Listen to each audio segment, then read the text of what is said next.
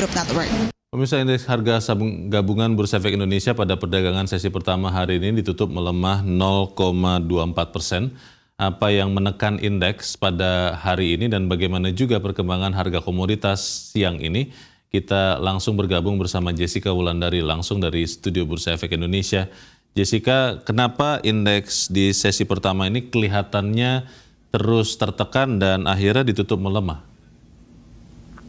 Ya, Leo dan pemirsa, indeks harga saham gabungan sepanjang perdagangan sesi pertama memang didominasi pelemahan.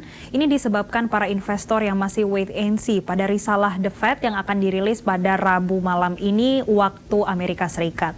Leo, pada perdagangan sesi pertama saat ini turunnya 0,24% di level 6.872 dan trading value atau nilai transaksi pada perdagangan sesi pertama hari ini juga masih tergolong sepi. Kalau hari biasanya bisa mencapai 7 hingga 8 triliun, saat ini posisinya hanya di kisaran 4,9 triliun. Dan kami juga memantau secara sektoral pergerakan indeks harga saham gabungan ini melemah karena tertekan 3 sektor. Yang pertama ada sektor energi yang turunnya 1,1%, ada transportasi yang juga sama pelemahannya 1,1%, dan juga industri yang melemah 1%. Ditambah dengan harga CPO yang pada siang hari ini juga terpantau melemah hingga 1%, sehingga posisinya berada di level 4.205 ringgit per tonnya.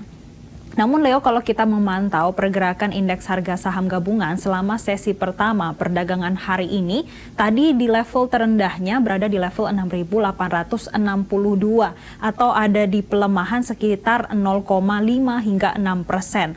Namun saat ini posisinya berbalik lebih baik sedikit untuk pelemahannya 0,24%. Ini disebabkan adanya terdorong dari 2 sektor. Yang pertama ada sektor non-siklikal yang naiknya 0,3% dan juga industri dasar yang menguat 0,28%. Kami juga memantau untuk saham konsumsi primer yang memiliki bobot yang besar bagi pergerakan indeks harga saham gabungan, siang hari ini juga rata-rata berada di teritori positif. Yang pertama kami memantau ada ICBP yang menguat 0,25%, Unilever juga menguat 1,3%, dan juga Mayora yang menguat 2,36%. Memang ini dipengaruhi dengan adanya January Effect, kemudian di satu sisi adanya indeks keyakinan konsumen sepanjang tahun 2022 ini posisinya berada di level 119,8, dan ini artinya saat ini kita sudah mulai membaik untuk indeks keyakinan konsumennya karena pra pandemi levelnya berada di level 124,5, sehingga ini menjadi optimisme tersendiri. Kemudian di satu sisi analis juga menyampaikan indeks harga saham gabungan ini juga masih bertahan karena adanya didorongnya non-cyclical.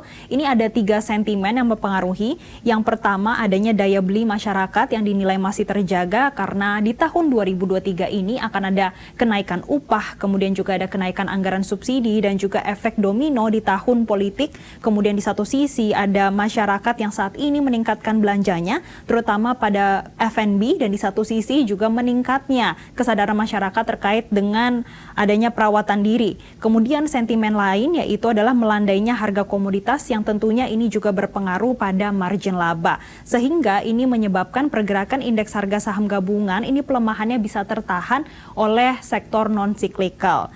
Namun Leo, kalau kami memantau sebetulnya pergerakan IHSG pada pagi hingga siang hari ini memang masih dipengaruhi sentimen eksternal, yaitu para investor yang masih wait and see ini pada kebijakan atau risalah The Fed yang akan dirilis pada malam ini.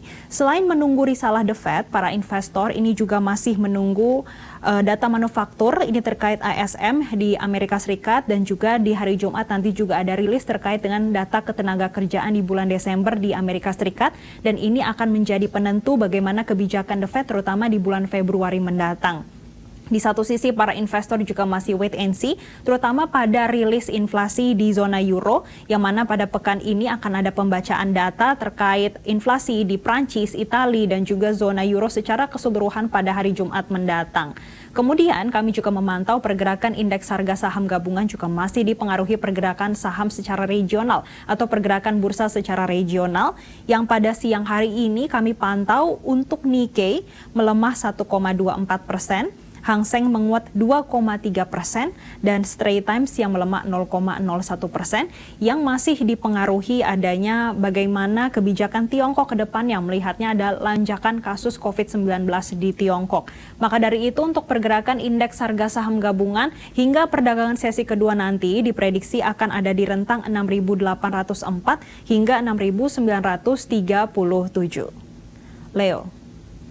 Baik, kita akan terus memantau tentunya bagaimana perdagangan saham dan juga pasar valuta hingga sore nanti.